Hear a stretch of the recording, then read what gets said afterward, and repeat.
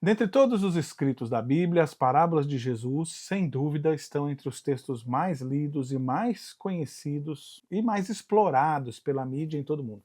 Dentre esses textos, a parábola do filho pródigo é provavelmente a mais provocativa e uma das mais abrangentes, atuais, e que tem um conteúdo que mexe com a gente até hoje. Que é o professor Eduardo e você está conosco no Papo de Teologia. Vamos tentar abordar isso hoje.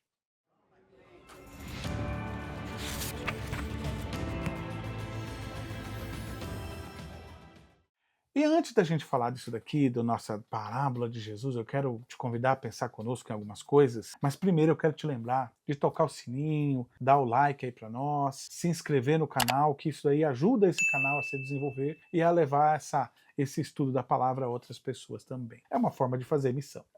Engraçado, né? Fazer missão agora tocando o sininho, né? Mas tá lá, vamos para frente. O que nós precisamos falar? Quando a gente fala de parábolas, né? Parábolas, a propósito, também tem a ver aqui com um novo quadro. Nosso canal também está com a proposta de abrir alguns quadros para melhorar a forma de entender. São vários conteúdos em teologia, às vezes fica solto. Então essa daqui vai fazer parte de um quadro específico para o estudo de parábolas.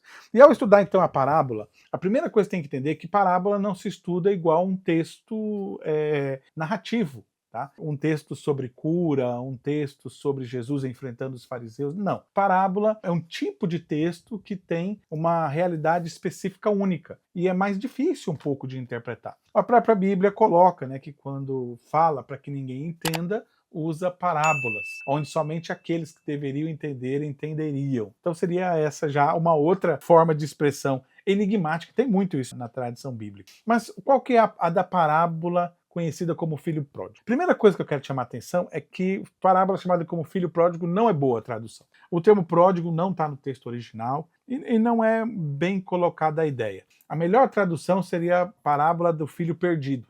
Por que parábola do filho perdido, professor? Porque as parábolas, elas geralmente, em algumas situações, elas estão num contexto. E no contexto da parábola de Lucas 15, ela não vem sozinha. A parábola, conhecida como filho pródigo, ela vem acompanhada de mais duas parábolas. Primeira, a parábola da ovelha perdida, da dracma perdida, e a terceira seria do filho perdido.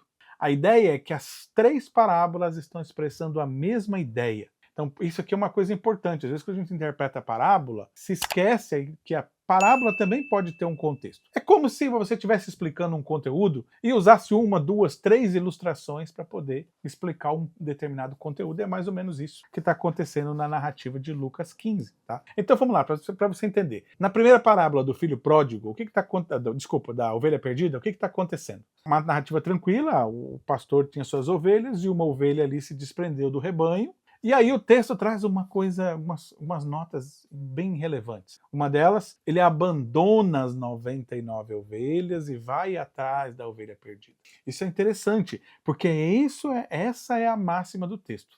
Ele deixar as 99 para ir atrás da uma. E aquela uma ele volta feliz, com uma felicidade que aparentemente ele não tinha com as 99. No texto, no final da narrativa, ele fala assim que a maior alegria por um que se converte, do que por 99 justos que não necessitam de conversão. E ali ele já dá a dica de interpretação da parábola. Dentro da ideia que esses 99 justos é a referência não só a quem está abandonado, mas era uma crítica à tradição da época. Por quê?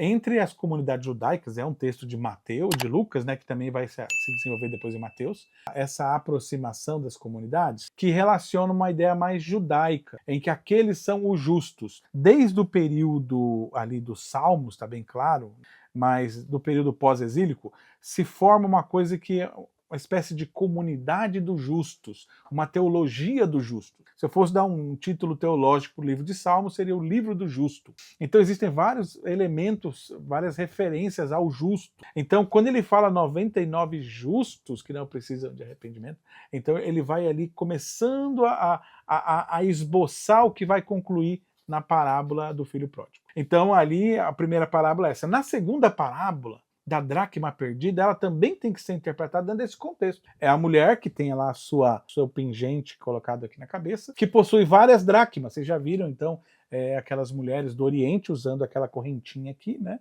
E a correntinha com as moedinhas aqui, que são as dracmas. E a ideia é que ela perdeu caiu uma das dracmas. E essa é a mesma questão, então, da parábola da ovelha. Ela tem as 9, mas ela fica desesperada e não para até encontrar a única que perdeu. E quando encontra, se alegra muito mais por uma que estava perdida e foi encontrada, do que pelas 9 que ela já tinha. Você percebe que é a mesma ênfase da parábola da ovelha perdida e da parábola da dracma. E é esse roteiro que vai dar a entender também a parábola do filho pródigo. A parábola do filho pródigo, que é do filho perdido, é a ideia do pai que tem 2 filhos. Aí ele é diferente das duas que tem vários, né, 99 ovelhas, ou que tem ali várias dracmas, mas no caso do filho pródigo, ele tem 2 filhos. Um filho que é o filho bom, digamos assim, que está em casa, que ajuda o pai, que faz de tudo, e um filho que é o filho, vamos dizer, ruim, tá? Mas é aquele filho mais atrapalhado, que decide pegar o dinheiro do pai e sair para torrar. Então, o que acontece? Vai acontecer a mesma coisa aqui na ovelha perdida e na dracma. O pai, então, se alegra muito mais por um perdido que foi achado do que por aquele que estava lá e que nunca foi perdido. E o texto da narrativa agora, no filho pródigo, ela amplia um pouco mais e ajuda a identificar esse um que está ali. Esse um que está ali, ele vai jogar luz para nós entendermos a parábola da dracma e a parábola da ovelha perdida. Porque esse um que está ali é aquele que está vinculado à lei, que sempre obedeceu ao pai, que nunca saiu dali, que está vinculado à tradição judaica, né, da época, que está vinculado às tradições, né, que não abre mão do dogma, da tradição, da doutrina, que é fiel. Então essa que é a perspectiva. Que esse, então, ele entendia que ele tinha uma justiça dele. E ele achava injusto o tratamento que o pai estava dando para o irmão, que era o atrapalhado, que gastou tudo, que perdeu tudo. E agora, quando ele chegou, o pai vai lá e dá uma festa para o filho perdido, vai assar uma novilha para ele, enquanto o pai não tinha dado nem sequer uma cabritinha lá para ele poder fazer o churrasquinho com os amigos. Então ele vai demonstrando que uma insatisfação quanto à ideia do valor, onde isso daí vai ser muito usado depois na teologia da reforma, dentro da ideia da graça e da lei. Porque dentro dessa perspectiva da lei, a pessoa começa a achar que por ela ser justa, por ela ser fiel, por ela ser aquela pessoa cumpridora das doutrinas, ela tem o direito, ela deve ser vista como superior e melhor em relação ao outro. E com isso, a teologia da reforma, no caso Lutero, ele questiona totalmente essa perspectiva. Óbvio, né? Por quê? Porque ali você tem a pessoa usando as obras como referência para dizer que ela tem a salvação, ela se salva, seria mais ou menos essa ideia. Ela tem méritos diante de Deus por causa dos seus atos. E no caso do filho pródigo, não. O filho pródigo é totalmente a graça, assim como é a ovelha perdida e assim como é a dracma perdida. A graça, então, é essa demonstração do cuidado de Deus, do amor de Deus, independente da situação da pessoa, independente do sofrimento, independente do abandono. E isso é bem legal, e isso é atual. É atual porque nos leva a gente a essa dinâmica que a gente vive hoje, entre a lei e a graça. E como que a gente sofre com isso no dia a dia? Porque no dia a dia a gente percebe muitas vezes essa ênfase. Como o legalismo, como o direito, como a minha justiça atrapalha as minhas relações com o outro, com a minha família, com os filhos, com meus pais. Por quê? Porque na minha justiça eu não abro mão do meu direito. E sendo que muitas vezes essa nossa justiça tem muito mais a ver com nossa arbitrariedade, com nossa autocompreensão superior de nós mesmos, com um essencialismo injustificado, uma vez que Deus não olha assim. A forma que o texto apresenta Deus, ele olha como aquele que está recuperando o que está perdido. E é essa ênfase que o pai fala para o filho que estava sempre em casa: olha, filho, aquele seu irmão, ele estava perdido e foi achado. É justo eu me alegrar por isso. Então a ideia é que muitas vezes, a graça, ela vai promover justamente esse senso de indignação e injustiça. Porque a graça é essa abertura para o outro, para o perdão, para o cuidado, para a misericórdia, a capacidade de transformar uma realidade.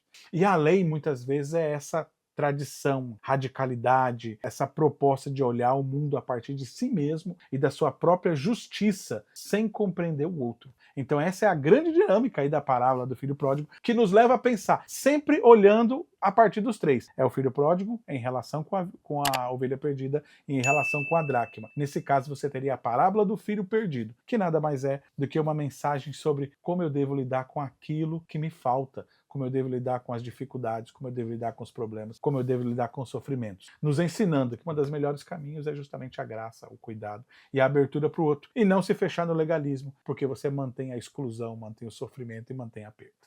Beleza, gente? Fico por aqui, nos vemos aí então no próximo quadro. Até mais.